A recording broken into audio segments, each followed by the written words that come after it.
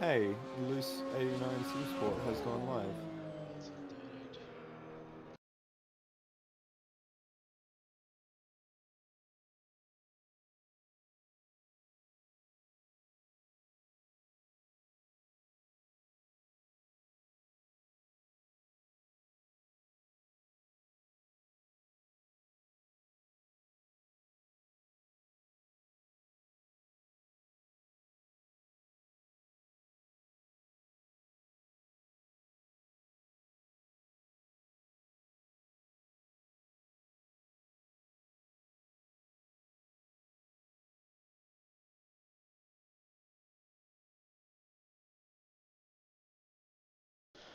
Alright, good evening and welcome to the final round of the Automobilista Australia Boxer Cup.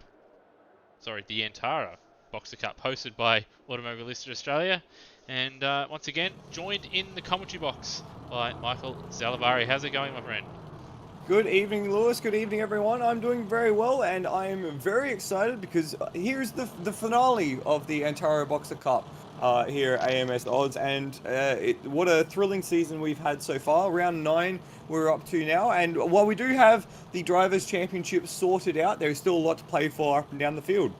Yeah, we've got a number of drivers' standings that still need to be sorted out, and still got some teams positions sorted, as well as some privateer positions also up for grabs. Don't have our championship winner elect in the server this evening. Looks like I think he's got some university stuff that he's got to sort out, so he's pussied out for this evening. Now we've just jumped in here fairly late on. Haven't caught too much of the practice session, so as you can see on your screens now, got Scott Nolan is able to make it for this one. Nathan Higginson waiting for the green light. It has gone green. Drivers only have one shot at a time lap here, Floody, and it's going to be an interesting one for the drivers, this Nurburgring sprint layout. Yeah, so we're running the sprint layout using the full Mercedes arena. Of course, it chops off on the way down the hill. We have a right-hand hairpin that takes us back up the hill instead of going down through the Dunlop hairpin. And we're running the sharper, more aggressive chicane as well. So there's quite a lot of danger points or error generators here, as Scott Nolan demonstrates that for us by getting two wheels out over the curb on the exit of turn 4 there. Very interesting configuration of the circuit. Actually quite a lot of fun, unexpectedly. And we should see lap times around the 128 is what we saw in practice. So I think it's, what, 3.6 kilometers or 128? So pretty nippy lap around here, but should be an exciting session. It's going to be an interesting qualifying session. The racing, though, there is a number of passing opportunities. Scott Nolan can come up to one of them. So this is, I think it's called the Schumacher chicane now. It used to be called the Vidal chicane back when I used to watch I think Formula One. the Schumacher S's are the fast S's Oh, on yes, the, the one yeah, after the hairpin. Yep, that's yeah. right. But yeah, that chicane prior to the final corner's gone through a couple of changes throughout its time. So here we go. Scott Nolan, who was the fastest driver in practice with the 28.8. He's about to set the first lap time here, so he's keen to get his night up and running. Oh, very narrow entry to the first corner. Doesn't use all of the exit. Coming back up the hill into turn 2, the Mercedes Arena. The front always wants to wash away here, so he does well to hold it as he brings the power up and then dives down into turn 3. Rotates the car nicely, and then through turn 4. He uses all the road on the outside there, and he does it well. So this is the first sector just ending here, and Nolan puts in a time of 35.8. So that's pretty impressive time as he comes through the right-hand hairpin that cuts off the sprint circuit, back up the hill through this left-hander. Bowls out very nicely here, and then down the hill again. This is the quick run back towards the start-finish straight. So we'll get a second sector time just ahead of the chicane as we come back up the hill. Beautiful section of track here, running the autumn layout, so temperature's a little cooler than you might expect. A 108.5 into the chicane, and he does go just a little deep there. Had to really work hard to pull the car up as he comes back up the hill into the final corner here. yellow He's flags got- out. So that's, I think that's Kai And that's Jones. Kai It's going to Jones, walk and his lap a little bit there. just gets out of the way. So Nolan Willard's purple to the first and second sector, and he comes across the line at 29.1, which is a very impressive lap time to lay down the gauntlet to the likes of Lime Mitch and Tim Redmond, who we expect to be strong. Yeah, so Redmond was not far away at all. And Brendan Ross not too far away as well. So 29.6 for Brendan Ross. And you got to remember, you only get one shot in this format of qualifying. So to go fairly close to the fastest time that you're able to manage in testing or in practice, Floody, it's a pretty good effort. Absolutely. We've got Kemp coming across the line, 31.7 for him. He slots into fourth, just behind Nathan Higginson, and they've just both been eclipsed by last round's podium getter, Daniel Cox, who's slotted into third at 30.7. Yeah, so nice respectable lap for Daniel Cox. He's about 8 tenths away from his personal best in practice, but it's still a solid benchmark for race 1 this evening. Here's the standard format tonight, but we'll go over that in the warm-up session. Just trying to have a look at the moment. Looks like Kai Jones is the only one that's on a time lap at the moment. So we'll go and follow him as his lights are ablaze and see what he can manage here. As he's very wide there and doing a bit of lawn mowing here. Did very well to hold that there, was very bent out of shape. And he's 4 seconds away from the pole time at the minute, so not the best time that Kai would be looking for.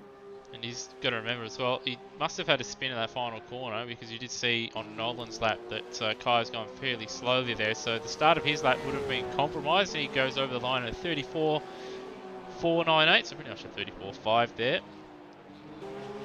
And now we're just going to search through who's going to be the next driver. It looks like Termo may be the next driver on the circuit that will start a lap. Yes, it will be Termo. He's the furthest one that's on an out lap. And he's got his teammate Steve Bolger just behind them for Termo Engineering. Important night for them in the team's championship. They're in a fight with Ecurie Brunswick for that third place in the team's championship. And at the moment, with Hans not appearing to be here tonight, we got a message earlier that he might not even make it for the race. It's looking like they could sew up third pretty quickly. Yeah, so Hans recently started a new job and he works, I think, 3 till 8 p.m. So that's why in various series and race nights he hasn't been able to be on time, or he misses like the first race or two. So a bit of a shame for Ecurie Brunswick and Hans, because Hans is actually doing pretty well in the driver's standings as well. But yeah, it looks like Termo Engineering just going to get the better of him here, unless Rhodey can pull the rabbit out of the hat, and Termo and Bolger have a bit of a nightmare out there. But I got Termo now out on the circuit, going through the stadium section. Great section for racing, awful section to drive, the stadium section. All off camber, decreasing radius corners that just feel disgusting to get your nose tucked into. So Termo a 36.4 to the first sector, so about 7 tenths away. Bolger a 36.1, so 3 tenths away. Bolger's looking very quick coming through the next section of the track. It's the second fastest time in the first sector from Bolger here, and he's fourth in practice, or at least on live races, fourth fastest overall time. So he's looking quite pacey out there, but he's still got a couple sectors to go. And speaking of versions of the Nurburgring, my favourite would be the late 90s, early 2000s. I know the current layout with the arena section, it can be good for racing, but that old first chicane that used to be there was just really fun to drive and just added to the flow of the circuit. But Termo now out of the final corner, across the line, 30.1. He'll be a little bit disappointed with that, but still, it's going to put him in a decent position. And Bolger goes over the line just a hair behind Brendan Ross. So I think Bolger probably be a little bit disappointed with that one. That said, he's actually not too far away from his fastest time in practice, which is actually a 29.5. So he's done a good effort to replicate it, but he would have wanted just that 10th extra to get himself just ahead of Brendan Ross there. And interestingly there, Lewis, he drops 3 tenths on Termo in the middle sector. So had he not dropped that 3 tenths, he probably would have eclipsed Rossi there as well. We've got Foley, Will Devonish, and Justin Cecil on track, as well as Lachlan Locke, it looks like. Devonish, he's not out on track. Oh, sorry, I saw W&W Racing, and it's Foley's car that I saw. Apologies there. So he's just coming up to Sector 2 now. Avenger Ben has just... he has come across the line. He doesn't set a lap time, it looks like. So Avenger Ben, no time for him. But Foley is 0.08 of a He's right second there. away. And he's used a bit wide there on the exit of the penultimate chicane there, but he's certainly having a crack, and he's not going to be too far away from Nolan, although that run through the chicane probably going to compromise him here. But we know Nolan got held up on the back end of his lap and And has he gets cost it. him. And that's actually the fastest time we've got. So Foley having a dip and on provisional pole position here. Now, has his teammate gone out on the circuit? No. Will Devonish has not left his pit box, and there's less than 1 minute. Oh, sorry, he's got a qualifying. Sorry, my mistake. He's actually got a qualifying Yeah, ban I from was about to... the previous round. But now got Redmond. He's about to start his lap. He was second fastest in the practice session. Buddy, what can he manage? We'll find out in just a moment as he breaks into turn 1, squirrels the nose in, takes a nice wide line through the entry there, gets a little bit of wheel spin on the power down, but does nicely to hold it through the first part of the arena. You gotta try and measure your effort here as he goes a little wide through the turn 3 complex there. Yeah, he hasn't quite got the nose in there. It's compromising for the right-hander. He's sort of got to give up a little bit on the exit of that left-hander, and he's not too far down in the first split, but Foley 36-0 is actually a couple tenths down on Scott Nolan in that first split. He made it all up in the middle and final sectors, about a tenth faster in the middle sector and 4 tenths faster in the final sector. We did see Nolan get compromised by Kai Jones on his time lap, but Redmond now going to approach the the second split here. What can he manage? Very smooth through that section of track, coming up to the braking zone, and it's 1/10, so that's what he's got to find in this final sector. Nicely through the chicane, used a lot less on that second apex than Foley though, so playing a little bit more conservatively, and gets a very early turn in, very much angled the car into that final corner. Comes out the other side. This is the final lap of qualifying, and he comes across the line, and it's third. He even lost out to Nolan in that final sector, so it will be Brendan Foley who starts the final round of the series in pole position. And you got to say, a great lap from Foley. He really attacked that last sector. Yeah, we didn't see all of the lap. We only saw really the back end of it, but he was ultra committed through the final chicane and then the final corner, able to get the job done there.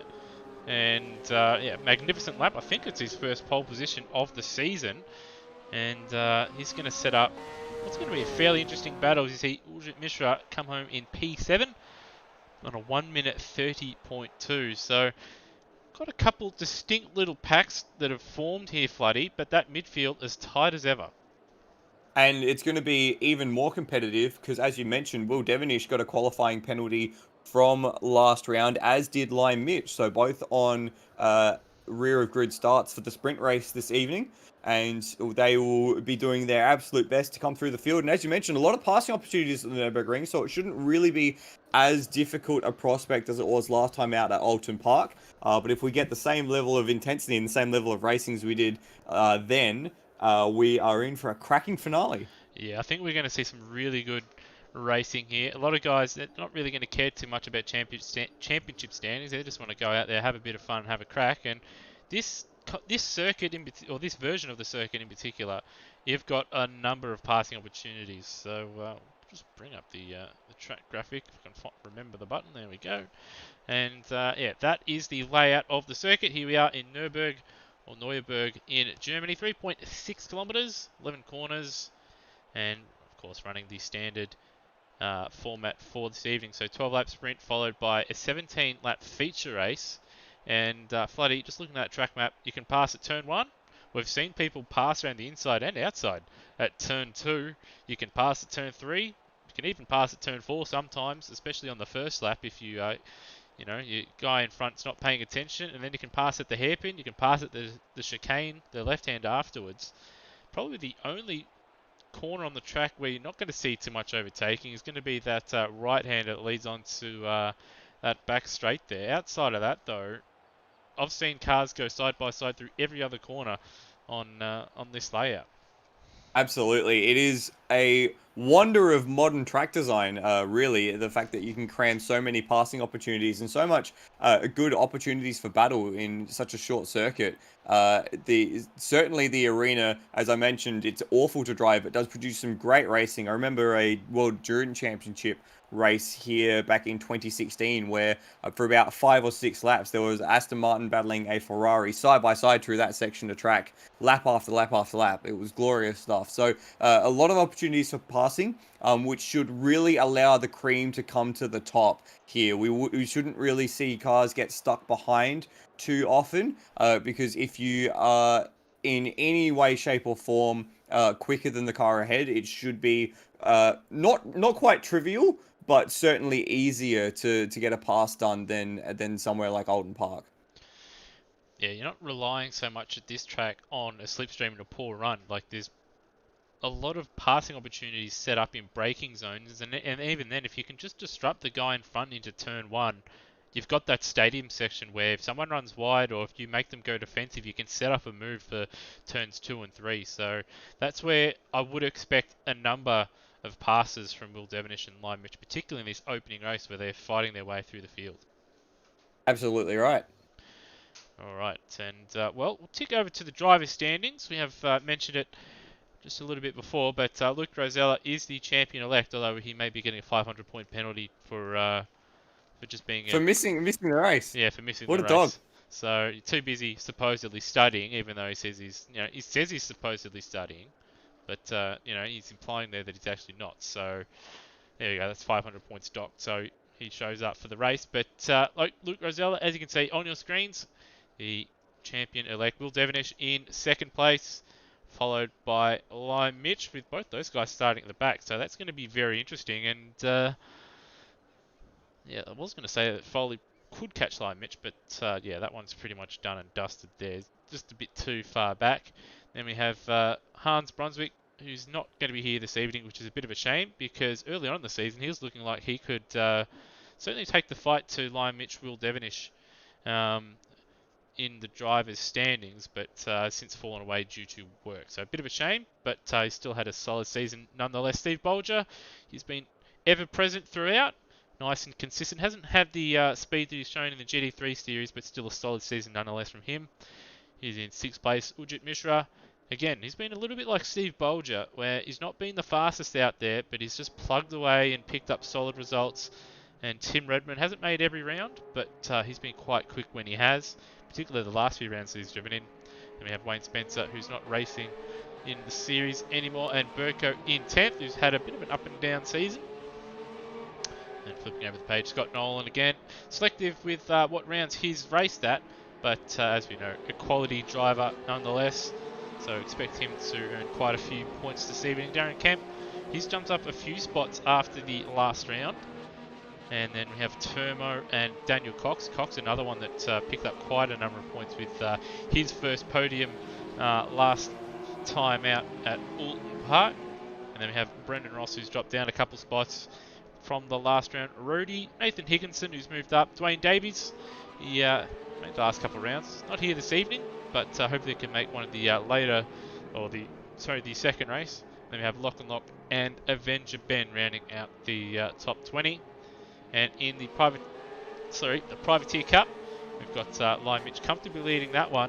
But quite a big battle here, Floody, with Mish only 4 points in front of Tim Redmond in the Privateer Cup in the battle for second here. And both of those have been real breakout drives this season.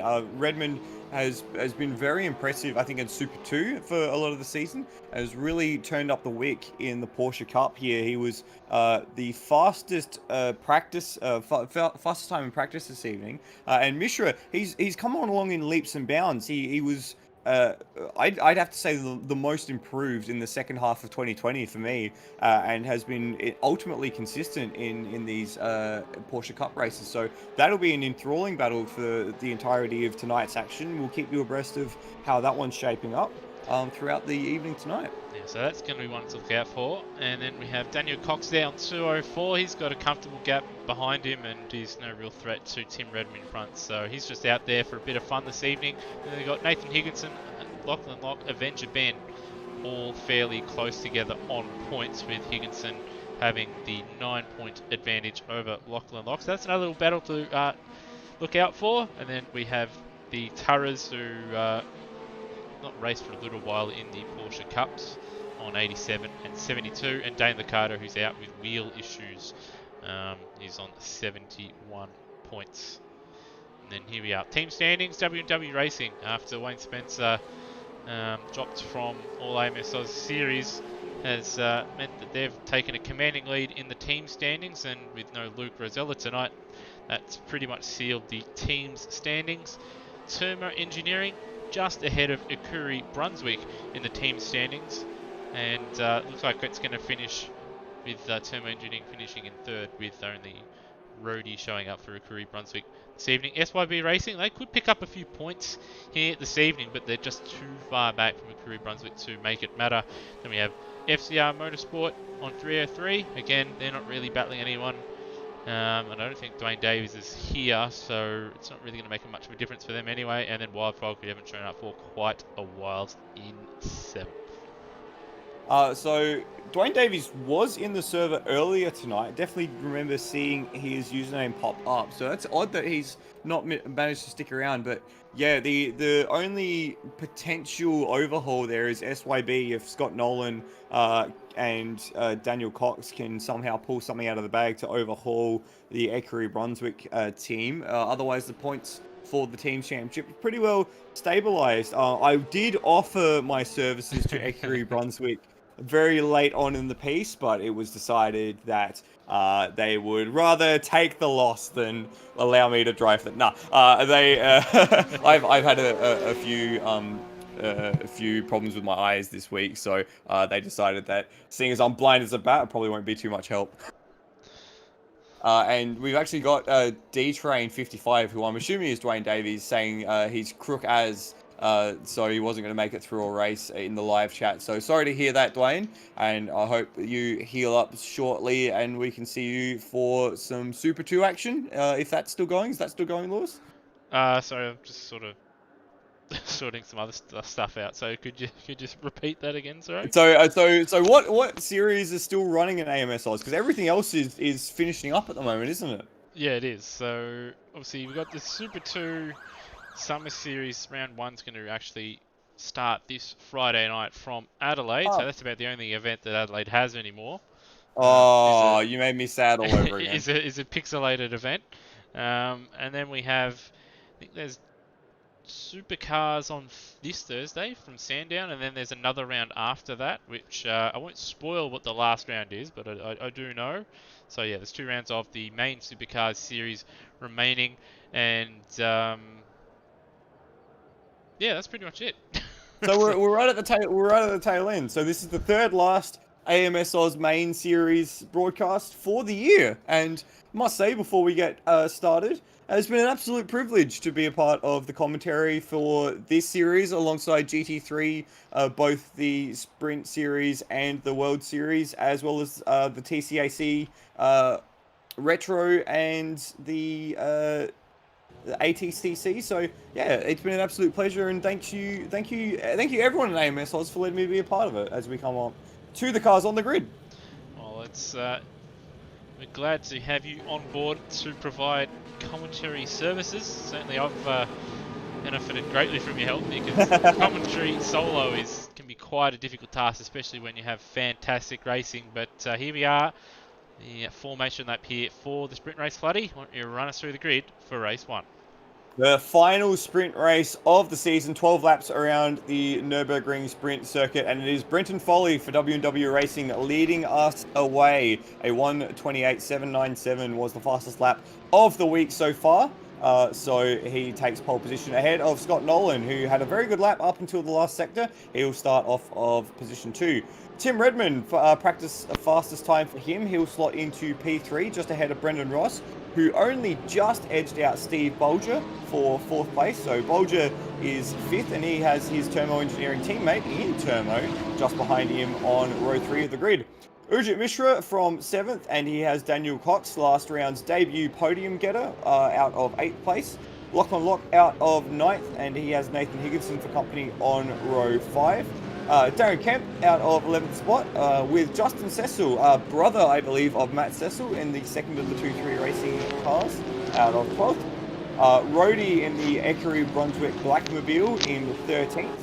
And Kai Jones starting out of 14th. And then we get to the trio of cars who didn't set laps. Avenger Ben aborting his qualifying lap.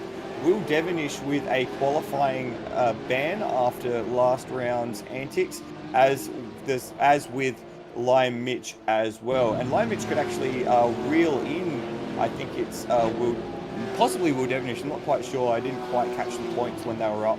But I'll bring that up on the screen actually right now just to check. So Lime Mitch is about 22, 580 I think.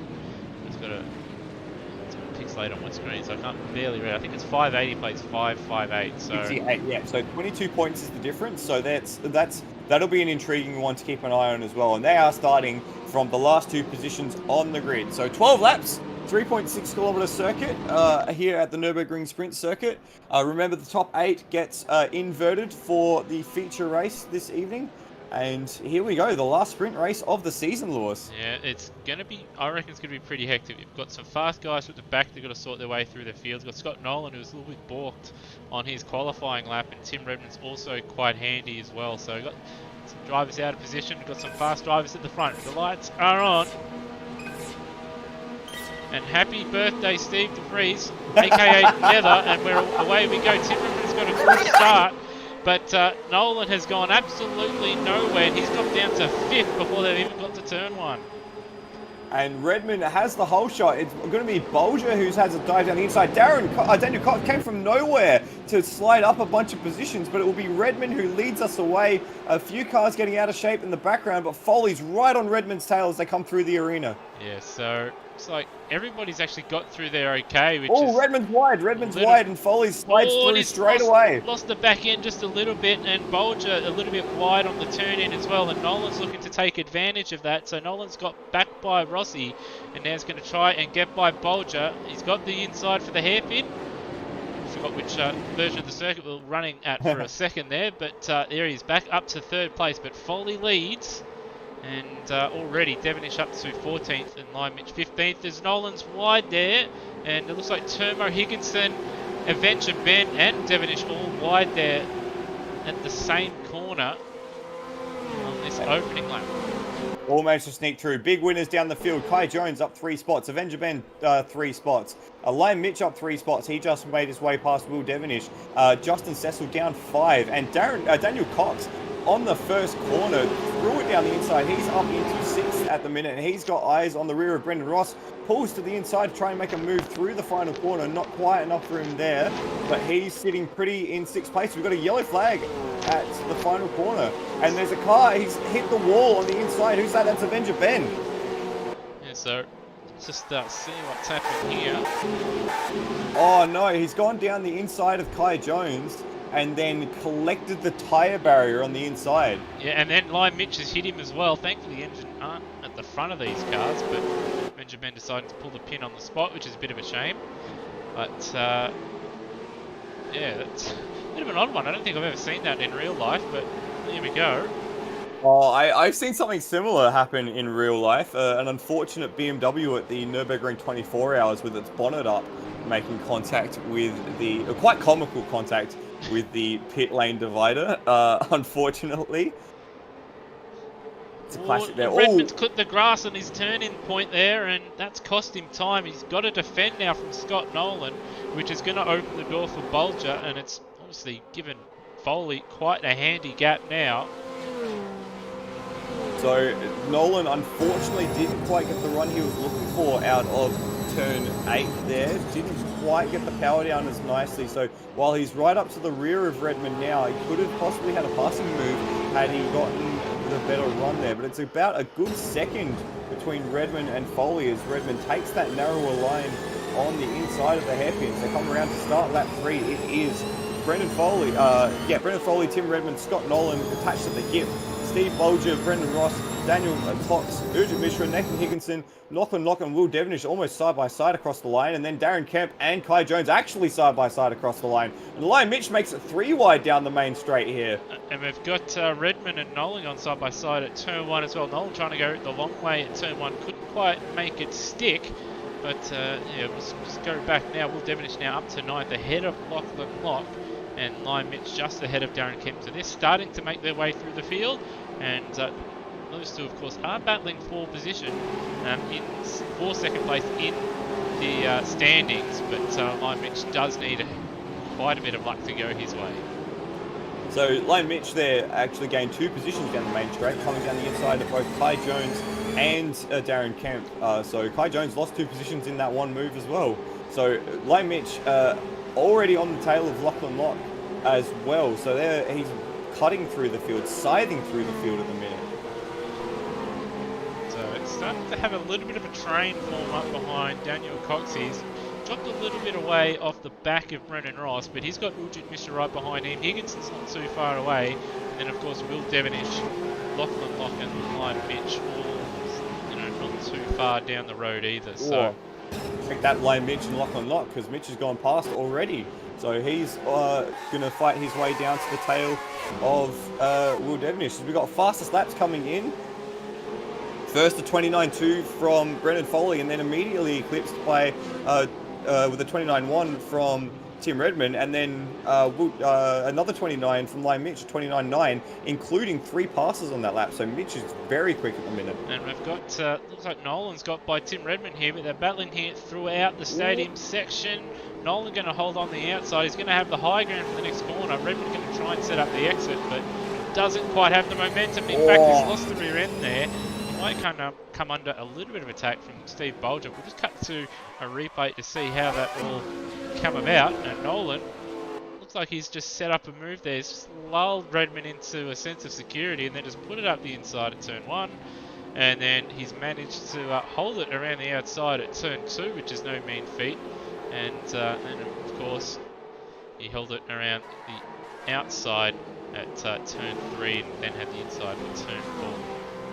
Quite impressive work there from Nolan to hold it around the outside of 2 and 3. That's pretty well done there. He absolutely deserves that that position after making that move. Yeah, so it's a really well done move, and just showing the field how it's done. You might have heard me groaning in the background. That was because Nathan Higginson got on the grass, braking for the chicane there. He was going side by side with Will Devonish and just plucked the wheel onto the grass as they hit the braking zone. Very lucky not to plough into the rear of that W&W Racing Porsche. Just brought it up on the replay now. I thought for a second it was going to be like Sebastian Vettel and I think Jenson Button at Spa in 2010, I think it was, where I don't know if it was a wet patch to the white line or if it was something else, but Mishra's picked up a drive-through, and I'm going to have to guess that's track cuts at turn 1. Yeah, I'm just bringing it up on a quick replay of myself now, and it looks like, yeah, he's gone too far over the inside of turn 1. So, unfortunate for Mishra. He was battling hard against Daniel Cox, but now he's going to be relegated to the rear of the field. And track cut violations after only 5 laps in a 12-lap race, that's he must have picked up a few in short succession there, because that's way too many to really be, yeah, I don't know.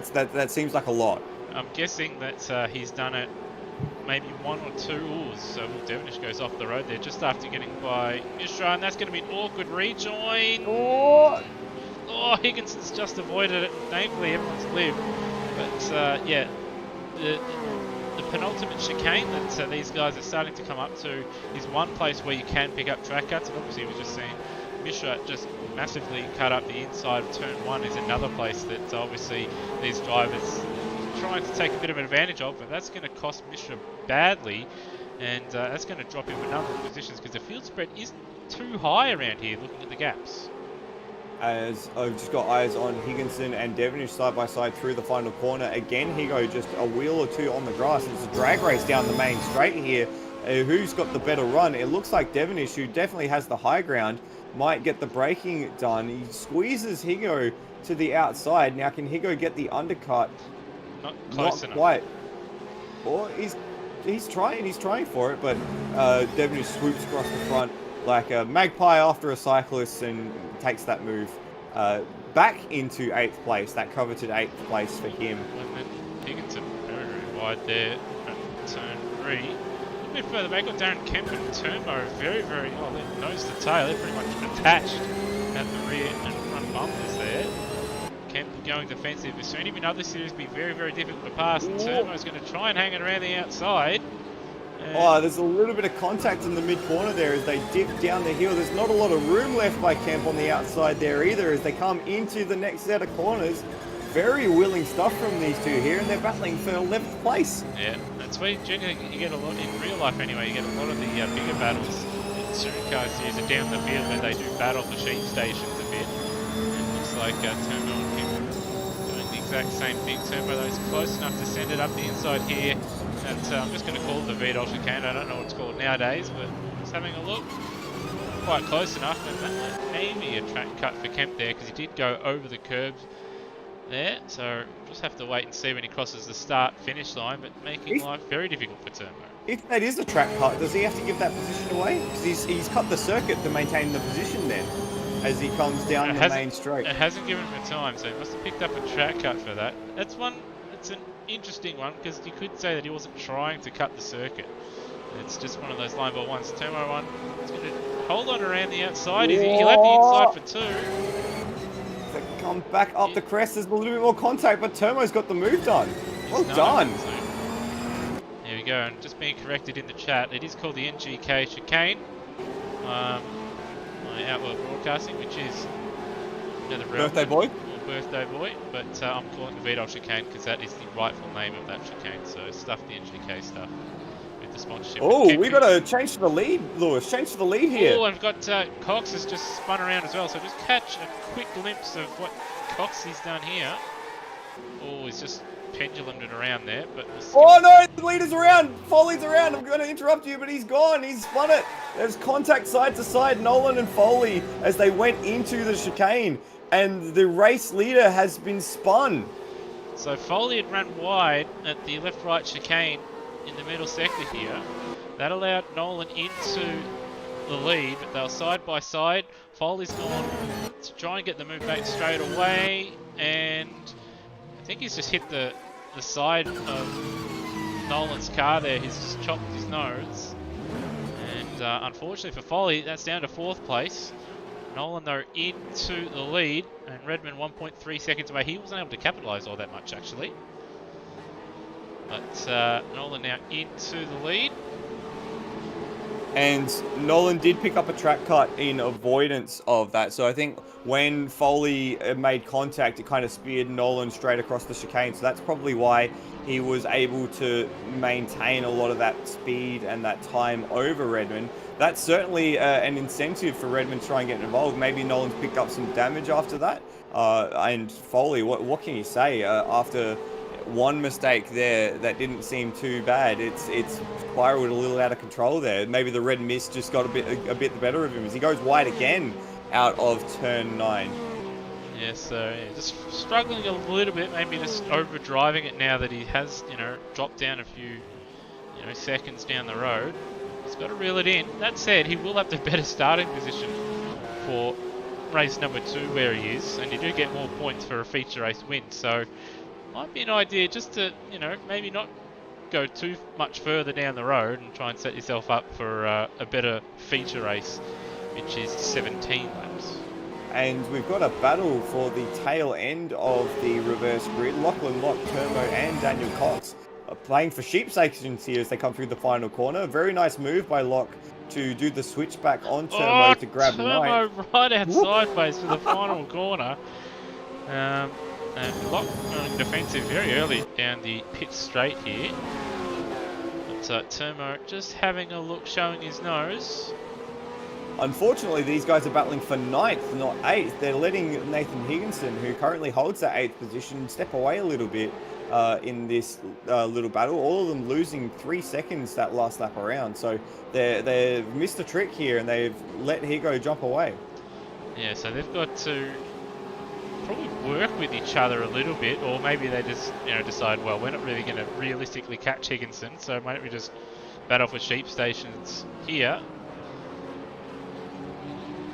is only about 2.5, 3 laps to go here, so...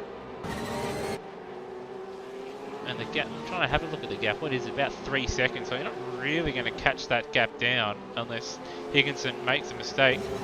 And so just look at the line. Locke's taking as he has a bit of a slide coming out of this turn 9 there. And Turmo's going to get alongside. Cox is going to probably want to follow suit. Whoa, here we go, side by side through the fast sweeper here as they come back up the hill, breaking into the chicane. Who blinks first? It's going to be Turmo, is it? No, they go side by side through the chicane. There's a bit of door banging there. Daniel Cox gets involved as well.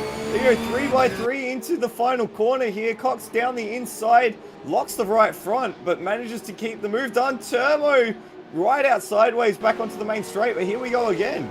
Did Cox cut the chicane though? No, it's given him a lap time, so he made up a heap of ground there. But Cox now having a look up the inside, Turmo just waiting to see what unfolds in front of him. Up the inside goes Cox. Oh, picked up a track cut for that, I'd say. But it was very courteous. He's actually gone and he's gone around the outside there. So no way. Cut to a replay. What was Locke doing? Turbo! It's still around the outside as Cox and now manages to close the door. So, a bit wild.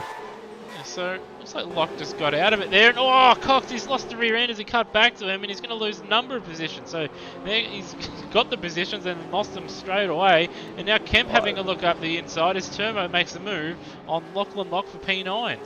And look who's in the background. That's Orjit Mishra, who's come back after his drive-through penalty here. So this is a 5-way battle now with 2 laps remaining for 9th place. This is crazy stuff. And Higginson's now 5 seconds down the road, so you can just see him in the background of that last shot. He's gone. They're not going to catch him unless Turbo decides to take the alternate first sector of this track, which you can't do because there's actually a solid wall in the way. But and Mishra makes the dive. He goes way wide. too deep on He's Kemp.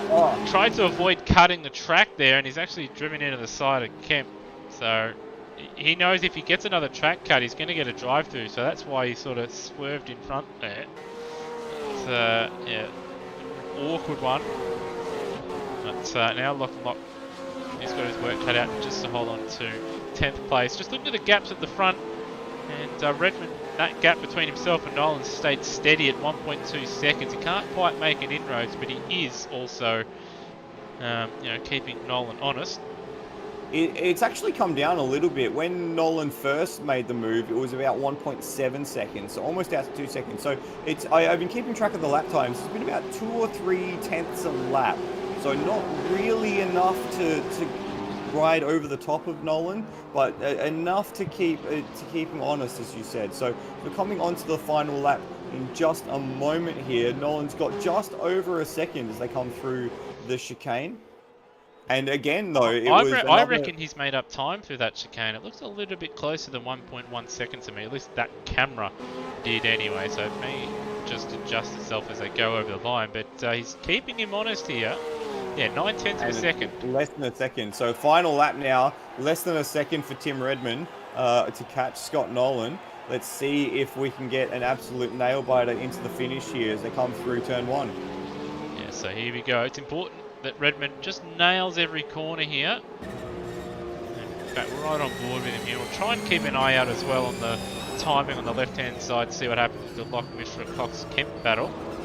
But Redmond, about 9/10 away. It's a bit of a different line there for the exit of the arena section. It looks like he's actually lost a little bit of time there compared to Nolan, but actually, no, man. Well, sorry, so live time has had a little bit of a glitch, about 7/10 to 8/10 of a second. Nolan, all he's got to do here is just hold on these next 2 corners, really. He actually picked up a track cut there to Tim Redmond. I think used a little too much road on the exit of turn 4. So really wringing the neck of that boxer to try and catch onto the back of Scott Nolan. But Nolan's doing enough at this stage. There is also a battle going on for 5th place between Ross and Lime Mitch, as we'll keep you abreast of that as they come up to the line.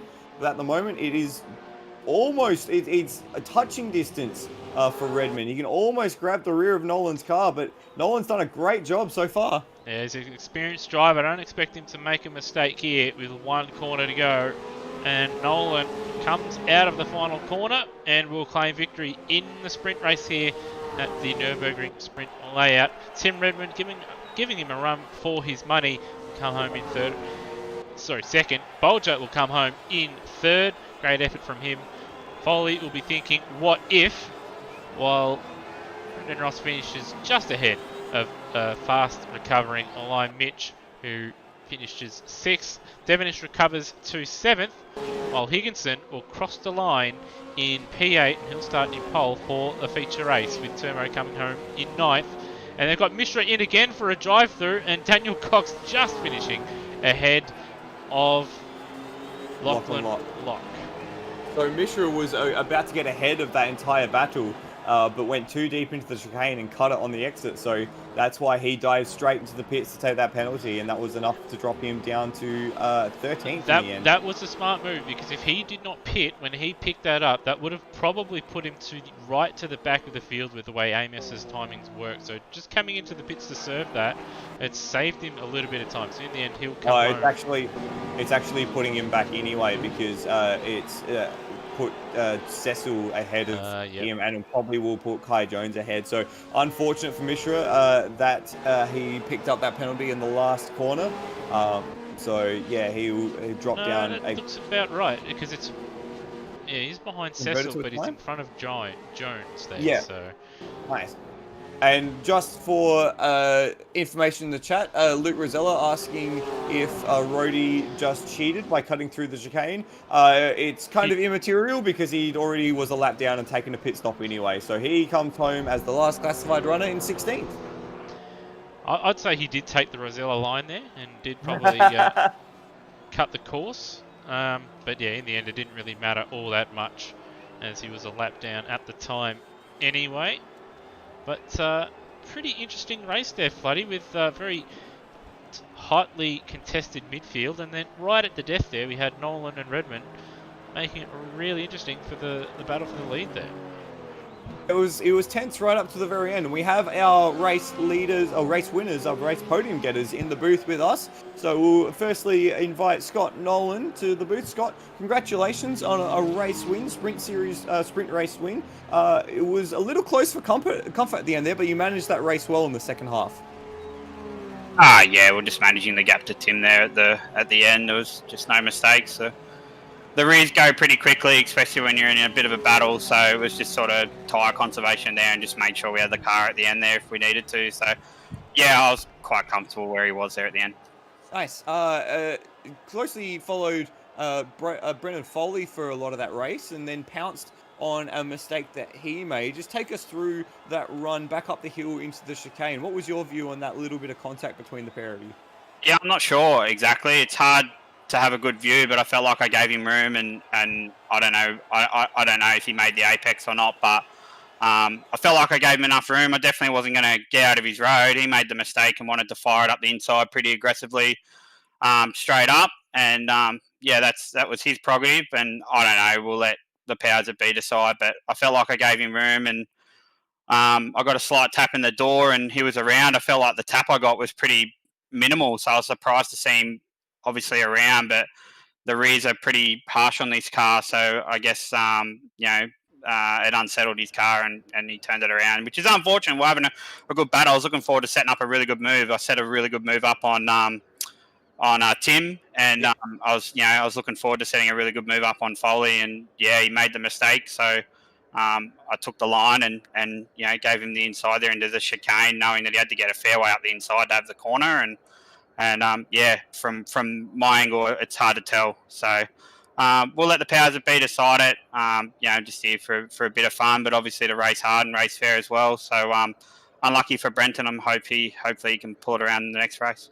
Yeah, well, he'll be starting a bit ahead of you, of course, with the reverse top 8. You made mention that you set up a really good pass through the arena for that second position. How confident do you feel heading into the feature race that you're able to progress through the field on a track like the Nurburgring? We'll just see. I don't know. I guess the two guys that started at the rear will be somewhere near the front. Devonish and Mitch, and they'll be hard to beat if they're at the front. If we're all sort of in that mid pack, if they didn't get into the transfer spot, which I guess is 8th, then it'll be a pretty fun race for the midfact because there's going to be a few fast cars in that midfield, like 4 or 5 of us trying to go forward. So yeah, obviously Foley a bit further up the field. It should be his to lose, but we'll just see what happens. No problems. Congratulations on your sprint race victory and good luck for your second race tonight. And we got second place, Mr. Tim Redmond. Tim, great race from you. Great start off the line. And then a little bit of a out of shape moment gave that lead away, but you had some great battles throughout the rest of the race. Yeah, I got the best start I think I've ever had in the entire Porsche series on that one. And I somehow ended up in the front, but decided to do some drifting, I think, around the first half of the first lap, and then ended up giving at least one place away to Foley. And so I was a bit gutted about that and ended up spending most of the rest of the race chasing him down and then losing one to Scott and then chasing him down. So, yeah, bit gutted with sort of the after the go line came up, more or less. Oh, that's must be confidence inducing for the feature race, knowing that you got something like that under your wheels for the start. Yeah, look, I'm pretty happy. Like, I know I've got some pace in this thing. I was feeling really comfortable before this race.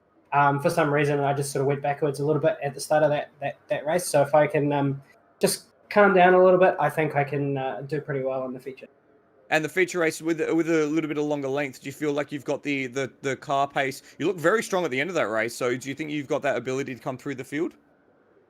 Yeah, I think I do. I've got, like I said, I've definitely got the pace there, and it's just about being consistent for me, which is going to be the most important thing. And I don't know if you've seen, but throughout the Super V8 series, Super 2 and stuff, I've been reasonably consistent all around. So I'm really just kind of looking to retain that through this race. Fantastic. Well, best of luck and congratulations on your second place. Thank you. And third place was Steve Bolger. Steve, great to have you back on the podium. How was that race for you? It seemed a little bit lonely. It was a bit lonely, but I'm very happy. Feels like forever since I've been on the podium for any series. But yeah, it was pretty good. There's not much action in it, but it was the rears and everything were going off, so it was keeping me interested enough just to keep it on the track. It seems that the tires have really been a problem for this series, and particularly at this track. I noticed in practice myself that the fronts really lost a lot of efficiency. Has it become a bit of a tire management game, and how do you manage that going into a longer race? I think the next race will be, that race was not so much a tire management, except for the last couple of laps with the rears, but I wasn't confident about going into 5 more laps after it, so we'll see how it goes. But given the pace of the other guys, it might just be a case of sending it in turn 1 and go backwards from there. Oh, so is that what you think the second race is going to be? Is going to be a really tough one for you? Possibly. We had Mitch and Will at the front, and Foley didn't make a mistake, mate. I don't think I would have been in the top 5, so we'll see how we go. Well, you ended up on the podium, so congratulations and best of luck for the second race. It's bloody. So a few different stories there from our top 3. Interesting to hear the difference in attitudes towards how that race panned out. I think Tim's looking for a bit of redemption in that second race.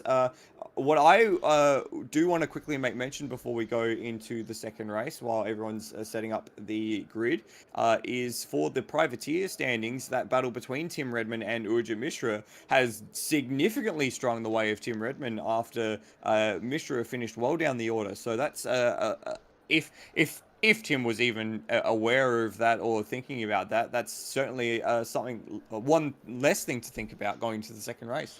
Yeah, that is something he's not going to have to think too much about, because he will start, in front of Mishra in the second race as well. So all he's really got to do is just pretty much finish, and he should finish in front of Mishra. Mishra will be a bit disappointed, but that's how racing goes sometimes. It hasn't quite had the ultimate pace at times, and then when he did have a slight advantage here tonight, I think he was just ahead in the point standings, if I'm not mistaken. 2 points or something along those lines. It's a 2 or 4 points or something like that. You've got to drive it nice and consistent, which wasn't able to do with those track cuts. So yeah, like And just a quick note on the battle between Will Devonish and Lion Mitch. They finished in 7th and 6th places respectively. Remember, coming in tonight, it was a 22-point gap.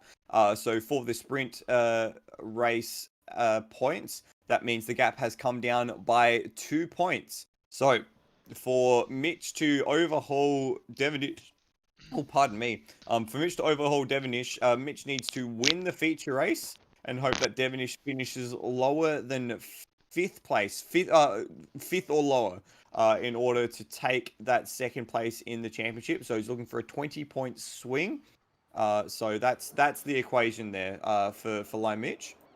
And that is not an unrealistic proposition. So that could happen. Like Mitch, I don't think he's the fastest driver around this circuit, but we do know he's a handy driver. He's quite quick. We'll be starting towards. I'm trying to think where he finished in race one. He finished in 6th, so he'll start in 3rd place. Yes, I think 3rd place or something along those lines. Anyway, so he's going to be towards the front end of the field. We know he's a good starter, and if he can just get himself into the lead early on, he might be able to dictate the race a bit, and then it's all up to Will Devonish to make moves. But we have seen, and Will's going to hate me for saying this, we have seen Will lose the plot when the pressure's on. I can think of the GT3 Sprint Series where he had an opportunity to take a win there and had a spin. In the GT3 World Series, spinning from pole at turn 1 at Austria, and then getting clattered by you at turn 4 in Austria after coming back through the field. So there is sometimes where Will has had the red mist come down and he's made silly mistakes.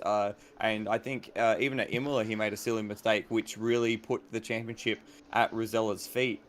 So he's been, unfortunately, this year a perpetual 2nd place or perpetual 3rd place in championships. I think GT3 World Series and the Sprint Series and TCAC Retro and TCAC.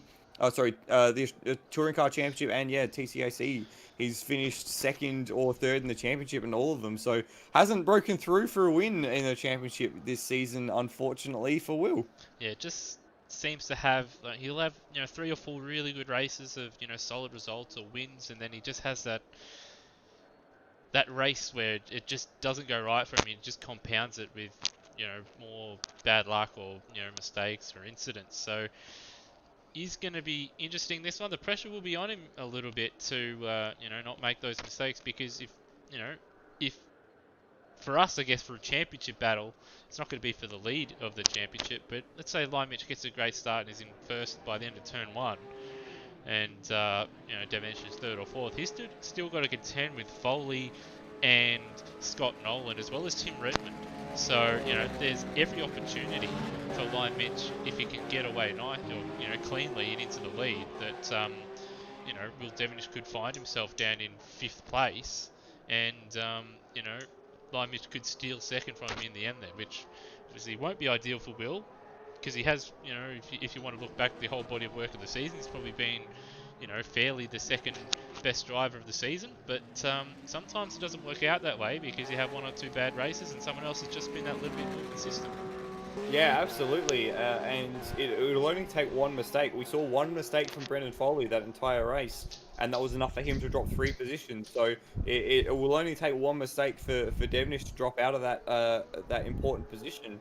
So it's gonna be a tight one coming into the final race for the Antara Boxer Cup presented by AMSOZ. Yeah, so obviously big thanks to Mike Coulston for jumping on board and helping sponsor the series. Obviously he works for Antara Resort Style Living over in Saudi Arabia. Hasn't unfortunately been able to do too much racing of late and during the mid part of the year due to COVID, but he's been really good in helping put money into Automobilist Australia, and has given us some nice ad boards for GT3 and for this Boxer Cup series. So big thanks to him. Again, big thanks to Nether for helping run this series, and also happy birthday to the old fella. Yeah, plucking along nicely is Steve DeVries, and he's done an incredible amount of work, not just for his broadcast, but for yours and for ours as well on Endurance Chat Media, the TCAC. All the graphics are done by Nether, and he does a lot of the admin around Automobilists Australia, and should certainly give him much more credit and praise than he probably would want, to be fair. And also congratulations to him, not just on another lap around the sun, but very recently had his second child brought to the DeVries family. So congratulations, and I've heard that things are all well for the family. So yeah, it's great to hear. Yeah, so good to be, I guess, Stephen at the moment, welcoming a new family member, and of course he's lives to fight for another year, and hopefully many more years to come, both in AMSOZ and, of course, on planet Earth itself. As we look at Mr. Just practice the start here, just under a minute away here for the start of the final race of the Boxer Cup, the Antara Boxer Cup by Automobilists Australia season.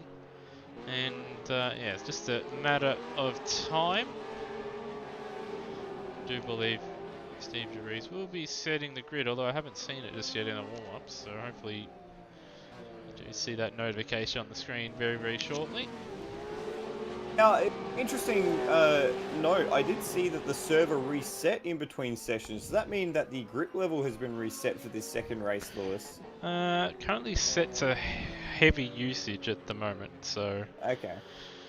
that is that. Because that was something that I noticed, and that a lot of drivers were complaining about very early in the practice session, was that there was no grip.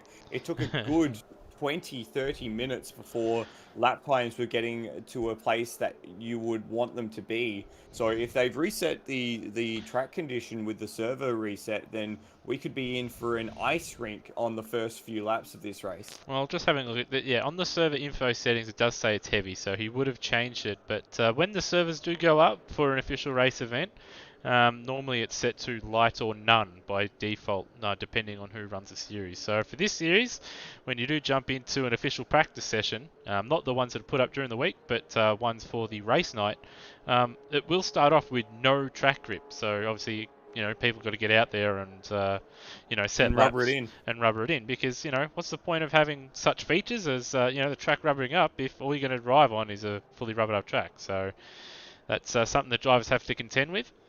But it's not going to be maxed up grip for this one, although I would say by the midpoint of the race, with it being on heavy grip and 17 cars on the circuit, it should get up to maximum grip, probably by the midpoint of the race. But just now waiting for the server to tick over. The grid will be set, and indeed it is. And we're just about set to get running for the final time in the Boxer Cup.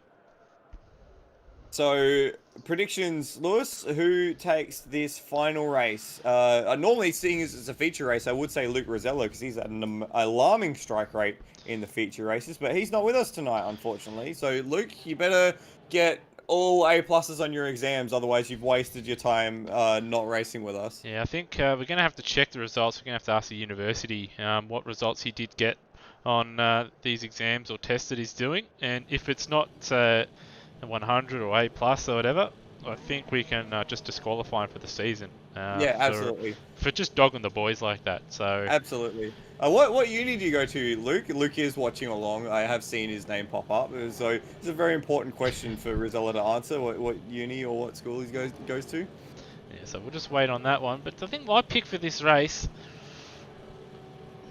it's a tough one. I haven't seen too much pace from Devonish. I'm not too sure how he's going to go, but I'm going to chuck either Foley or Line Mitch here for this one. But anyway, formation lap is underway. And Fuddy, why don't you run us through the grid one final time? One final time. The final countdown. There you go, Brendan Ross, that's your song. Nathan Higginson leads us away, taking 8th place in the sprint race. Has seen him sent to the top of the grid for this one. He has Will Devonish for company on row 1. So that'll be a nice little bit of track for him to try and run into. Lime Mitch, they're starting side by side again. So Lane Mitch out of 3rd place, and then Brendan Ross out of 4th. He was using a lot of the tyre at the end of the race, so he will be in a difficult position come the feature race, at the end of the feature race. Brendan Foley, unfortunate to make that mistake, which then he compounded by trying to make an audacious move to drop from the lead down into 4th. He starts the last race of the season from 5th place. Steve Bolger, we heard him full of confidence after the first race, so he starts from 6th. We'll be interested to see how he goes. Tim Redmond was a little disappointed by his 2nd place in race 1. He starts in 7th, and he has first race winner Scott Nolan next to him in 8th place. Then it was the head of that little battle behind Termo in 9th. Daniel Cox, if he pulls off another move like he did last race, he could end the first lap in 6th or 5th position. He starts from 10th. Lachlan Locke in the 237 racing machine starts from 11th. Darren Kemp in 12th. Justin Cecil 13th. Ujit Mishra, after 2 tours of the pit lane for track cut violation, starts in 14th.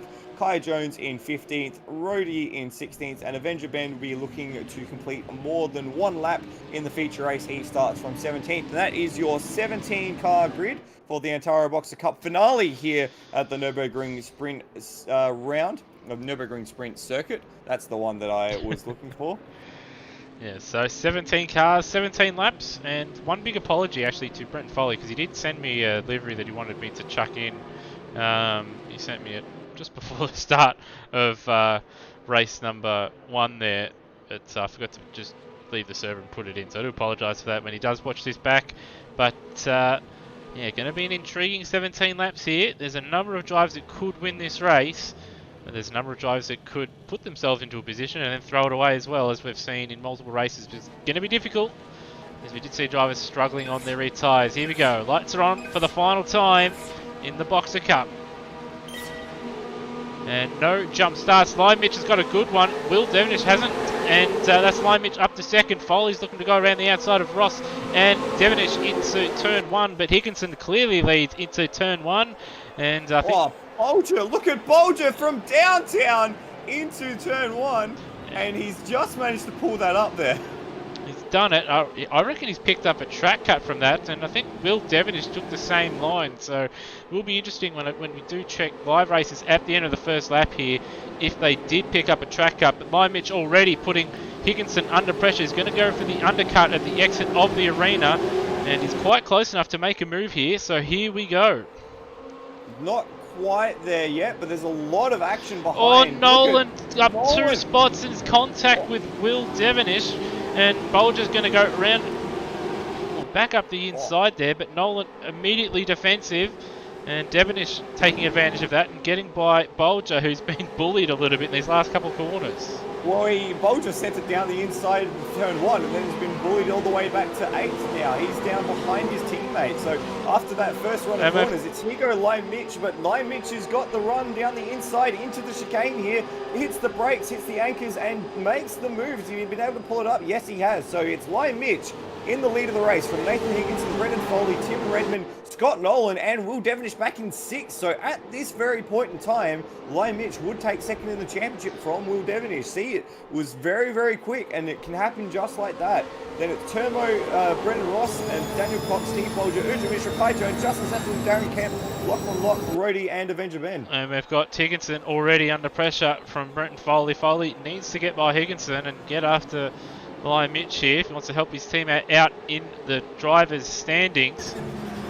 And also wants to get by Higginson pretty quickly, because I do reckon Lime Mitch is probably going to drive away from him here. And here we go, big dive up the inside, turn 3. Higginson just sees him coming and has to bail out of it at the last second because he's just about to turn in. He's going to try and hold on around the outside, the final corner of the stadium section. And, well, there's cars all over the place. There's Redmond looking to take advantage. Higginson's going to try and go back up the inside. No, he's going to hold on to P3. Nolan having a look at Redmond as well. Redmond, though, will have the inside for the next corner. And Higginson again, I don't know if he's going defensive or on the attack as Nolan. He's going to go around the outside of Redmond. Oh, well done, Nolan. So Nolan was very opportunistic there. Higginson hung Redmond high and dry through the hairpin. Nolan just used into that space to dive down the inside and made it work. So well done. And Higginson's acting like a little bit of a cork here. He's not giving these positions away, is he? So he's really making these guys work hard. And Foley's run a little deep in response. He has. Higginson didn't take an ideal line, neither did Nolan. He had to cut across the chicane just a little bit as Redmond tries to set up a good exit, and Devonish also just showing his nose at the inside as well. So, yeah, a bit of a cork in the bottle behind Higginson here. Look at this as they come down the main straight. Lion Mitch is just checked out already. It's Foley. Higginson to the inside. He's going defensive. Scott Nolan trying to wrap around the outside. Very deep. And closes the door. Maybe a little bit of contact there, but racing really, really hard. These guys, Redmond's going to try and follow him through the inside at turn number 2, and he's going to get the job done here. He's got to, otherwise he'll just let Nolan drive away here. Oh, and bumper buggies through turn 3 there. Higginson front and rear contact with the 2 around and almost spins it on the exit there. And there's Will Devonish. So this is important for Devo here to wrap around the outside if they come through. A bit of contact as well. He's tried to turn in with Higginson right there, but it's almost very reminiscent of touring car racing at the moment with the way this is happening. We still got another, this is only lap 3, we got another 14 laps of this stuff to go. So as the field has progressed through Higo, it's actually spread out a little bit. Oh, he goes wide. It's going to be dangerous, comes back onto the track and it's going to hold up Devonish as they come through the sweeper. Turmo's going to buy into this as well. They're going 3 wide up the hill here. Higo's on the inside line, he hits the brakes, he's going to try and come through, holds that position very nicely, bounds over the curve there. So now he's got Devonish, Turmo, and Brendan Ross for companies. They come through the final corner. Yeah, so Devonish can't afford to just send it up the inside here because he'll find himself behind both Turmo and Brendan Ross. So he's got to do this cleanly, otherwise he'll just end up ruining his race. And just as an aside, Foley, fastest lap of the race, he's chasing down who's that out in front line, Mitch, as fast as he can. And Devonish a little bit late, and Turmo has a look. Higginson as well didn't take the ideal line. Devonish going to try and go around the outside. He's hit up the back by Turmo, who's got Brendan Ross right behind him. So these guys, to quote one of my other fellow commentators, it is nuts to butt stuff here. And Devonish trying to go around the outside, and we'll go around the outside, and Rossi getting it right out sideways, right at the same time. Well done there by Devonish. He really pounced on Higginson, making a mistake into turn 3. He just was a little too wide and left the racing line open, and Devonish was brave enough and willing enough to make that move. Now Higginson's going to lose another position to Turmo, so it's been a bit of a box behind the... Oh no, Turmo! He's just managed to hold on to that. Gave him the commentator's curse as it was happening. He's been really boxed around the ears here. Here you go. He's gone from the head of the field down to 6th. But he's worked and made them work proper hard for it throughout that entire round. He's not making it easy for anyone out there. Turmo was wanting to just follow Devonish around, and he goes like, no, you're not going to do that. So Higo uses a little bit of curve at the old chicane there. Now, I wonder if this lap will count for him. We'll just move up ahead in a moment. There's another faster lap for Foley to 29.0. He's within a second now, our race leader. And yeah, Higginson doesn't have a lap time, so he did pick up a track cut for that adventure over the chicane. But Lime Mitch in the lead. He's doing what he has to do if he wants to finish second in the standings. And he goes run wide again through turn 1, so he's got Brendan Ross swooping around the outside, gets that done. Turmo's going to have a look on the inside for turn 3, perhaps. Oh, Higo's having a look. Dives back down the inside. Brave stuff from Higo. He's really pushing the envelope here, and he's going to get the move done. Is he? He runs wide at turn 4. There's contact. Come back onto the track and hit Ross there. I don't think Ross will be too pleased with that one. And again, he's deep on the brakes. Turmo's going to go around the outside of Ross, who had to check up a little bit there. So good move, opportunistic from Turmo. And now we've got Bolger, who's just starting to recover, and Mishra now right on the back of this Higo train. Amazing stuff here in the box of cars. Touring car stuff here. Expensive touring cars though. These box of cars would not be cheap, especially with the amount of panel damage they're getting. And taking some interesting lines, running over some curbs there, and Higo goes defensive into NGK, and Rossi's around. He's been rear-ended by Mishra there. That's a big hit. Did see it in the background. It's also balked Bolger, so that's massive for Higginson. you know, he could lose one more position here because he's going to have a big gap over those guys now. But Turmo, great exit out of the final corner. Higginson's going to make him go around the outside though. Oh, yeah. Not sure if you've caught a replay of that incident, but Mishra came from a long way back and completely missed the braking zone and had nowhere to go when Ross checked up due to the battle ahead. So big unfortunate moment there for Ross, getting caught thanks to a mistake from another driver. Yeah, so well back down the field. Did see Higginson and Turmo battling throughout the stadium section at the moment, or the arena section. Try and find a replay of what transpired, so just bear with us here and we'll have a look. Facing rearward, Brendan Ross. So Ross is just minding his own business, trying not to run into the cars in front. Mishra coming from a long way back, and bang. Just boop the snoot.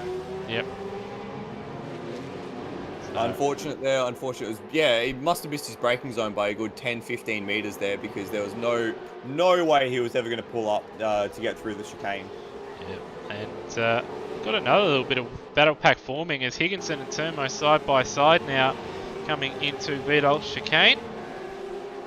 Second, third, fourth, eighth, first, same as the first at this stage, and Higginson really outbraking himself there, trying not to get another track cut, and he's just ceded that position now to Turmo. Turmo sideways though, and so is Higo a little bit as well, so Higo's not giving up on this position. Turmo did a good job with the old switchback on the exit of the chicane here, but he's vulnerable. Check the next battle pack, Lewis, check the next battle pack. There's 4 of them there, Kemp, Cox, Bolger, and Avenger Ben, almost side by side through the final corner as they come down onto the main straight. Touring car stuff, you don't know where to look. Yeah, don't. I was going to actually mention that pack until I saw in the distance what was happening. 3 wide into turn 1, and Cox doesn't quite get it. Make contact. Bolger might be the big winner out of that here. But no, Cox is going to try and hold on around the outside, and he's actually going to manage it here. But his Avenger Ben just gets chopped off by Bolger, and Bolger gets hit, and don't know what Avenger Ben's doing there, trying to climb up the back of Steve Bolger, just trying to mate there or something. And then you've got Daniel Cox. Looks like he's redressed that position or something. He just slowed down a little bit weirdly. Oh, and he's outbroke himself, and well, disaster. First time podium getter, last time out. And now that battle pack is combined with the one behind it, so it's 8 cars from 8th all the way to 16th in a line there. It's incredible stuff. And by the way, Higginson and Turmo are still side by side. They've been side by side all race. And we've got a battle on for the lead as well between Lime Mitch and Brendan Foley. Yeah, so I don't know where to look at the moment, but Higginson still holding on. Turmo will be quite annoyed. But you have Darren Kemp, Steve Bolger, Avenger Ben, Daniel Cox, Brendan Ross, Mishra, Lachlan Locke, Kai Jones, and Rhodey. He's having a fairly good run at the back of that pack, and Justin Cecil there as well. And Redmond and Devonish fairly close together, with Nolan just in front of them. So those 3, that could be a battle to look out for later on in this race. But yeah, we do have a battle for the lead now. 2.5 tenths between Liam Mitch and Brenton Foley, and Foley here looking for redemption after race 1. And this is very, very important for the third place, second and third in the championship battle. So at this very minute, the gap, remember, Lime Mitch needs 20 points to overhaul Will Devonish for second in the championship. And the gap, first place for the feature race gives you 60 points, whereas 5th place gives you 36. So that's a 24-point turnaround. So that would give Lime Mitch second place in the standings. On the other hand, if Foley does make this move, it only gives Lime Mitch 54 points, which would only be 18 points. So here we go, into the chicane here. It's going to try the outside, and Lime Mitch, a little bit naughty, but still within his right to just run Foley out a little bit wide there. But this is also going to bring Nolan, Redmond, and Devonish all into play here, because I can see these guys, especially with the way Lime Mitch drives and defends, he's not going to make it easy for Foley, and it's going to cost him time and bring everyone here into play.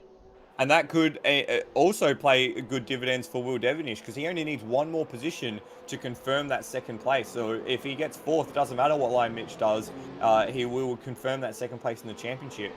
So it's many permutations to go through here, while Higo and Turmo are going to go side by side into turn 1 yet again. They've been side by side for the last 3 laps running.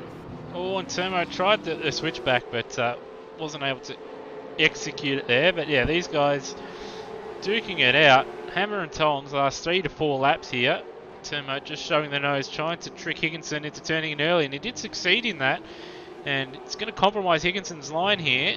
Turmo again going to try the old undercut, and he will get it. So smart driving from Turmo, but now he's got to break away because he's been ahead of him before, but he couldn't quite get away from Higo, and Higo just sent it the next corner. And he's looking to do the same thing again, try to get the undercut out of that corner. I'm going to tell you, if you find an onboard, if one of these guys is streaming their onboard, it would be a great watch to have up next to the stream because they have been, absolutely tooth and nail the last 3 or 4 laps. Looks like Turmo's just got a car length and a half this time around, so he might have just broken the rubber band, snapped the elastic for that 6th place.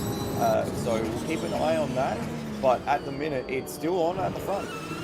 Also noticed that Brendan Ross has actually fallen to the back end of the field and Kai Jones has retired, so something's happened there because Brendan Ross was ahead of Mishra at some stage, so I don't know what's happened there, but a bit of a shame, but he's still in a battle pack, looks like, with Cecil and Avenger Ben there.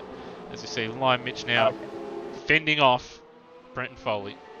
So an update on that moment with Kai Jones and Brendan Ross. It was a contact into turn 1. Kai Jones into the side of Brendan Ross. It looks like Kai Jones broke something in the car or had a different mechanical failure because he pulled off straight away and retired from the race. We've had out 2 leaders side by side through the arena section. A little bit further back though, it looks like Redmond's starting to come under a bit of attack from Will Devenish. So he's looking to get himself into 4th place and not have to worry about what happens at the front. But Lion Mitch holding steady for now. These guys actually just eked out a couple tenths so far on this lap ahead of Scott Nolan. So even with all that battling, they're just a little bit quicker at this stage.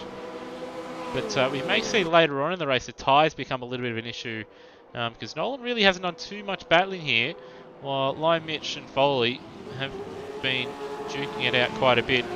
Oh, there's Lion Mitch all kinds of sideways out of the Viadol chicane.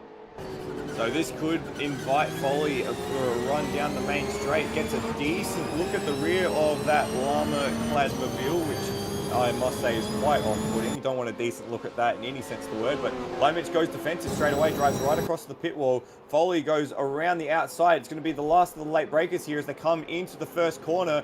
Foley has the overlap on the outside. Oh, that slide's caught him out. If he didn't slide there, he would have had pretty good opportunity there, but just a little bit of opposite lock that he had to apply had cost him that that run there. Because we have seen drivers make it around the outside in. He looks for the send. He looks for the send at 4, but that's not quite a passing opportunity there. So he's lost a few car lengths. Yeah, exactly right. All he needed was to keep that overlap through the whole of turn 2 instead of just the start of turn 2. And he would have made that move. But Lomich, he's looking a bit leery at the moment. He's using a lot of that rear tyre, a lot of oversteer moments on the exit of corners. So tyres are going to come into play because we're almost at the end of what would be the feature, the sprint race rather. So the tyres will get jumping into uncharted territory with the tyres. And it looks like Foley's actually lost 2 or 3 car lengths there. Don't know what's happened. Yeah, he's overdriven it just a little bit in these last couple of corners and got it sideways just a little bit. So that's going to be something to look out for. I reckon Nolan here might be a bit of a smoky. He's not really driven away from Tim Redmond or Devenish, but he's driving a lot straighter than our first and second drivers here. So that will be something to look out for in the final few laps, just to see how Lion Mitch and Foley go, whether they continue to slide and lose time, and if Nolan has been looking after those rear tyres. Here's Will Devenish on Tim Redmond coming into turn 1. Big dive there from Will. Gets it held up, holds Tim on the curb, and gets the move done. Does he? No, they go side by side through turn 2 as well. Redmond's on the inside line as they come down through the arena. It's going to be another side-by-side moment through turn 3. Who's got the bravery here? And Tim looks like he's just going to close the door. Or there's a little bit of generosity there. And he holds the position for now. They're going to come into the cutaway for the sprint track. Redmond goes very defensive to hold the position. And he's going to do it. So willing stuff for 4th and 5th. And that buys space now for Scott Nolan as well. He doesn't have to worry about making a slight mistake and coming under threat from behind now, because they're about second and a half away, almost 2 seconds in fact, going by the timing on the left hand side of the screen there. So that battling has cost him a lot of time, and now Nolan in third just has to concentrate on hitting his apexes and just watch those two cars in front battle, and he'll be right there with him in a lap or two's time. Yeah, lost a second in the first sector. Actually gained some time back in the second sector, did both Redmond and Devonish. Just a few quick things, a few updates. Firstly, I want to say Nolan has been very, very good on his tyres, and we know that because he's done very well in the... Oh, we got Higginson off! Yeah, and I was about to say, Higo had a spin moment earlier on in the race at that very corner as well, so he's gone off once again. So he's got a long way to go after his battle with Turmo. And also, it was Rody had a spin at turn 2 that I just caught a quick replay of on my screen about 2 laps ago. So that was my updates from the field. Rody would be a bit annoyed with that, because he wasn't too well. He was with that that little battle pack that was behind Kempy a little bit earlier on in the race. So he'd be a bit annoyed, but he's still in front of Brendan Ross and Avenger Van, who've had a bit of a nightmare here. But yeah, lap 13 of 17. Mitch has just eked a little bit of a gap now over Foley, but still plenty of time for that to change. And Nolan just sticking around at about 2 to 2.5 seconds. And he's not really used up too much of his tyres. So the big battle is for second place in the driver's standings. And currently it's advantage Mitch, but the key driver in all this is Tim Redmond. If he loses out to Will Devonish at any point in this race, and Devonish will finish second in the standings as Devonish gets a bit leery through the chicane. And just a quick little note, both Scott Nolan and Tim Redmond picked up a track cut on this lap, as Lion Mitch is in the 29, so he's actually stretching away from Foley now, so he must have kept a little bit of tyre underneath him, which is a little unexpected, to be honest, considering how much we saw him sliding around. Pardon me, so he's doing very well to sort of stretch away, and Will Devonish a little deep into turn 1 here, so he's beginning to lose a little impetus. We might be seeing Devonish lose second in the championship here, and he runs wide through turn 2 as well. Redmond, he's also been a little bit... Oh, bit of a mistake. Sorry to interrupt. Another little mistake from Devonish. There must be something going on there, because it's 3 little mistakes in quick succession. Let's have a look on the replay. He's just come in a little bit deep and lost the rear's under braking, so he's just got to refocus here. Redmond is a couple seconds down the road now, but you can still get that back, but he is going to have to drive it pretty precisely now, and he's probably going to need a little bit of luck to go his way now. Yeah, it's only going to be 3 laps left after the end of this one, so he's really going to be hoping for a little bit of luck to go his way. Otherwise, you could see another championship slip, or another position in a championship slip through Devonish's fingers. We detailed in between races on how in the clutch moments he's come up second best each time, so it would be another little nail in the coffin for him should it happen again. Actually picked up a track cut on this lap as well after running wide through turn 2, so has been a bit of a messy lap for him as we start lap 15, 3 to go. And I've had Nolan make a couple of mistakes on that last lap, and it's allowed Redmond now not to focus, because he's broken away from Devonish after his mistakes. He's now focusing on the back of Nolan. If Nolan keeps driving like he did on that last lap, he could find himself in the final spot on the podium. And then just running a little bit further back down the field, Angry Battle Pack behind Darren Kemp with Coxie all over the back of him. And Mishra also right there, looking to move up into what is ultimately 8th place. They're snaking down the main straight, Formula 3 stuff again, all the way to the wall is Darren Kemp. Bit of bump drafting. Cox pulls out, Mishra pulls out as well. We lost Kemp. Kemp had a bit of a lag moment there, and now Mishra's going to swoop through and take both of them here. Well done, Mishra, well done. Yeah, so that's a bit of an odd one. I wonder if there was, obviously we did see lag, but I wonder if Kemp got a little bit of a nudge there that we didn't see, or something along those lines. See, I don't think we can penalise anybody even if there was, because there's just lag involved. But two in one spots lost there for Darren Kemp, and 2 in 1 for Mishra. So he goes from the back of that pack to the front of it, and Kemp, he goes from the front of it to the back of it, and Paul Coxie, he goes nowhere. I did have a quick look on the replay, and it looked like when the game resets Kemp's position, it also added the physics of where Cox was, and which was basically inside where Kemp was meant to be. So did give him a little bit more momentum into turn 1. That was probably a little unexpected, which could have been why he ran wide there. So it could have been an unexpected contact, as we've got Nathan Higginson spinning again out of that turn 8. So he's having a torrid time with that corner now as we run through the field. But at the moment, so we start the, we're onto the penultimate lap now. Lime Mitch only has another lap and a half to go to hold on to win. Actually, well, just looks from that camera view that he's going to run wide, but I think he's just double apexing. That hairpin there that separates the rest of the GP circuit. So this one has Foley on the curb there, gets it right out sideways. So he's having, and again, so he's having a dip, but he's got no rear tyre left to really try and make up that time. A little bit further back though, Nolan edged a little bit away from Redmond, but Devonish has caught up to the back of Redmond, so he might buy himself a ticket on the final lap to set up a move here into the Virdal chicane or the final corner. Yeah, last lap, Devonish fastest man on track, the only one in the 29, so he's really pulling out all the stops to try and make this move to obtain second in the championship and keep it for himself. We're on the final lap of the Antara Boxer Cup presented by AMSOZ. Lime Mitch leads us away with Brendan Foley just behind. This is the battle for the lead, and then the battle for third is Nolan Redmond and Will Devonish. Just to recap, if you haven't been here, as Avenger Ben gets a penalty.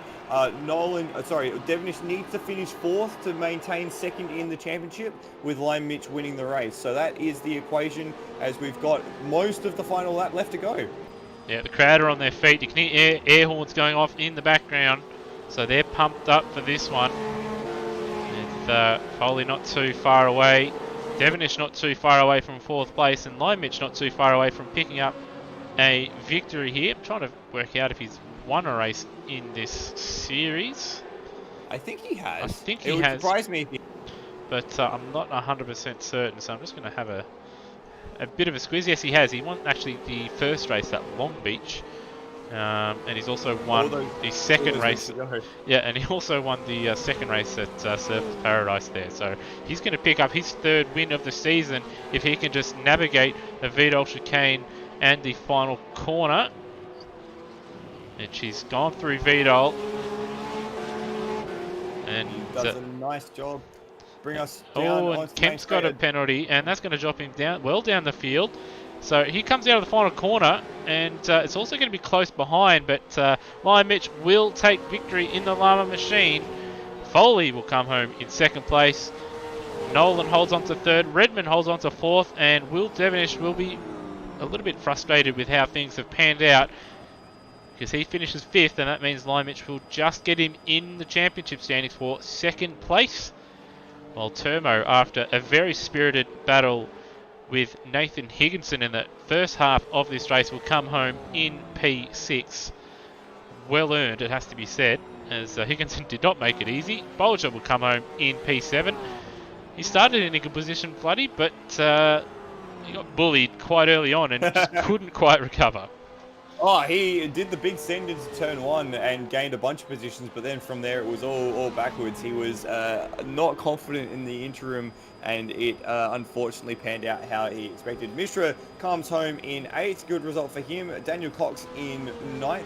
Darren Kemp was still waiting on his drive-through to be allocated, I think. So as he's dropped down now to 11th, as he comes across the line. Lachlan Locke will come across the line in 12th. Which gets put up to 11th, as does Justin Cecil up into 12th. The 237 cars coming across the line almost line astern. Rhodey comes across the lane 14th. Avenger Ben in 15th, and Brendan Ross a lap down. He's made his way out of the circuit. And he's rolled it as he's driven through an ambulance down there. So I guess that sums up his race really, because he's in a decent position, and then things didn't quite fall his way, and he went on a bit of an adventure. To be quite honest, that sums up his season. We've seen flashes of brilliance from Brendan Ross. He's been in the mix in a lot of rounds, but he just hasn't put a full race together, unfortunately. He's always ended up involved in something, whether it's been a late drive-through or tyre problems or colliding with another car. It is unfortunate that is how his season has gone. But you take nothing away from our race winner tonight, Lion Mitch. Got it from the off, took the first position into turn 1, and honestly never looked troubled. There was a few close laps with Brendan Foley, but he had enough in the tank to pull away, and with it took home second place in the Antara Boxer Cup Championship. Yeah, he did a fantastic job.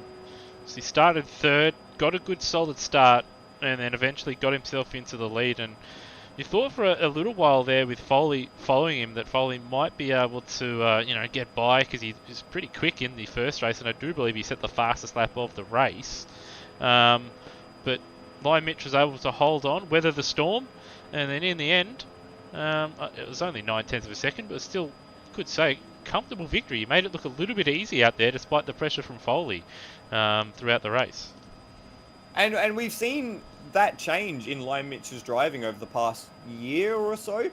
He's gone from someone who would, again, show flashes of brilliance, but often find his way out of a top battle, either through a mistake or losing pace, to someone who can consistently fight and battle and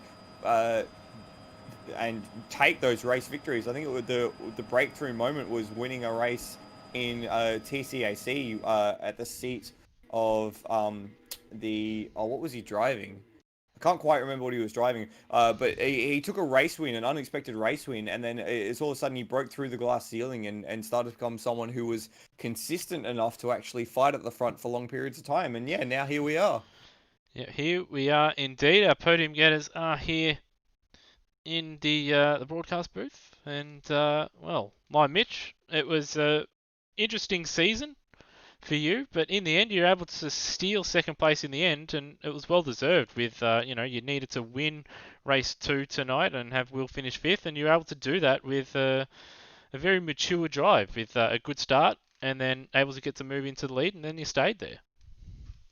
Yeah, it was a pretty difficult drive, especially having Foley behind me pretty much the whole race.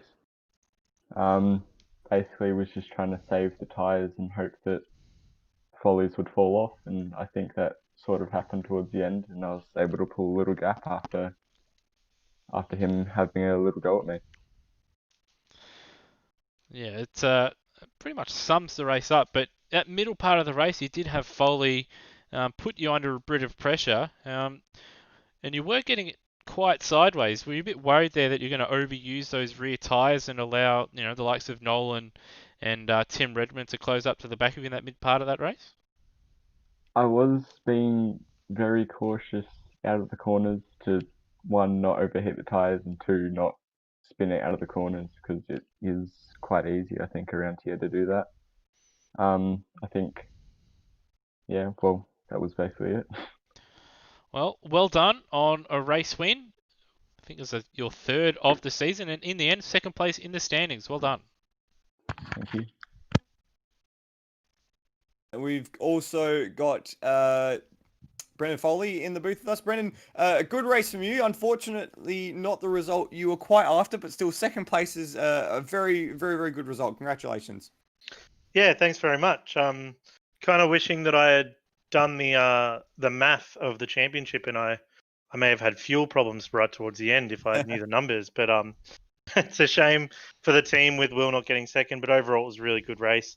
I discovered way too late in the season, being halfway through that race, that the key with how I drive the car and the setups was not really so much tyre wear, but tyre heat, and that you got to keep them cool. And I was doing a really good job of that, having a go at Lion Mitch for the majority of the race. But then after I made a little mistake, the red mist descended, and I tried to make up the gap in too little time and overheated them and just struggled to cool them back down. Yeah, unfortunate, but you had a cracking second half of the season. I think I've talked to you more in the second half of the season than I've ever seen of you this entire commentary career of mine. You seem to unlock a little bit more pace over the second half of the season. If there'd been like 3 or 4 more rounds, where do you think you could have ended up in the grand scheme of things? Could you have taken 1 or 2 race wins, do you think? I definitely think so. That it's normally the case for me is I get a hang of the cars way too late in the season, especially with cars that don't really suit me straight away. But yeah, hopefully, like if there was a few more rounds, I would have hoped that I could have challenged for third in the championship. But I didn't do well enough in the start of the season. You did a great support drive for your teammate though, and you do take the team's championship, W&W Racing. That must be a great feeling to have that prize for your consistency for the pair of you throughout the season. Yeah, definitely. That kind of was my goal from the get go. I knew that life gets in the way sometimes, and I'm definitely not practicing as anywhere near as much as I used to, and normally not anywhere near the pace of Will. So I was more than happy to be the B driver in the team, and to win the team's championship was really really great. Awesome. So congratulations on that achievement for yourself and Will, and congratulations on a pair of good races tonight and a second place. Thanks very much. And third place in that race was Scott Nolan. Scott, a quiet race from you. Didn't really quite have the pace to go with the 2 front runners, but once you made it up into third position, you were stalwart there, unable to be passed. Oh yeah, I used the tyres pretty hard to get there, and had a really really bad front right that I locked up into turn 1, going around the outside of Nathan Higginson there. Took a big dive to sort of get down there and pinch the front. It's a really aggressive bump there just after the 100-meter board on the going into turn 1, and I did a good job over the course of the races to manage not to lock the brake there, but the aggressiveness going down there, I locked it, and yeah, it was just it. The front guys did good; they managed their tyres well, and I sort of stood there in the middle part of the race, and I could see Foley was catching Mitch, and I was like, righto, let's just chill and wait until he gets to the back of him and then see if we could press on. And we just couldn't. We lost our braking efficiency, and the 2 guys at the front just did a good enough job. Mentioned that battle with Higo, he did a great job to really force you guys to make moves on him as opposed to just letting you guys by. How valuable do you think it's been for some of those drivers on the cusp of getting into that top battles to have that experience with the reverse grids and to be racing up against you guys for those early laps? I think I heard Desai he was pretty nervous before the start, but he actually, he got away really well. So he did a good job. He held his own, and he definitely didn't let anyone pass. He made people work for the moves, and that's what you got to do. So credit to him. I'm sure he'll take away a little bit of experience from that, and I guess it's good. The reverse grids are a bit of fun. I had to work from 8th to get up there, and it was a bit of fun. And you never know. You can either make a few on the start, or you could get pushed out wide and sort of lose a couple and be back, outside the 10. So we favoured pretty well, I think, and we were able to get up and nab another podium. So for the boys, Burko and that let me come in and drive their number 3 car. Appreciate Burko for letting me have a drive in a few of the races, and it was good fun. It's great to have another competitive guy in a top seat, and you certainly did a stellar job with it. So congratulations on your third place and for the second half of the season, Scott Nolan. Cheers, guys, and congrats to the boys that won the championships and that. Well done to them. So thanks, guys. And Lewis, it has been a great season from top to bottom, and so many stellar drives you can think of. Ultimately, Luke Rosella does take the championship after his efforts throughout the season. Remember, he wasn't even meant to run the full season; he was only meant to come in for a few rounds. So a great run from him. But so many great races this season. What do you reckon has been your favourite Boxer Cup memory off the top of your head? Unfortunately, I got a bit of recency bias, so I can't really think too far back. The second race last time out at Alton Park was fantastic, where we had different names battling for, their first wins and getting podiums. You had Coxie, you had Redmond, and Lion Mitch was there. You had Rosella fight back after his early woes. It was, settled on the final lap. That's certainly one that sticks in my mind.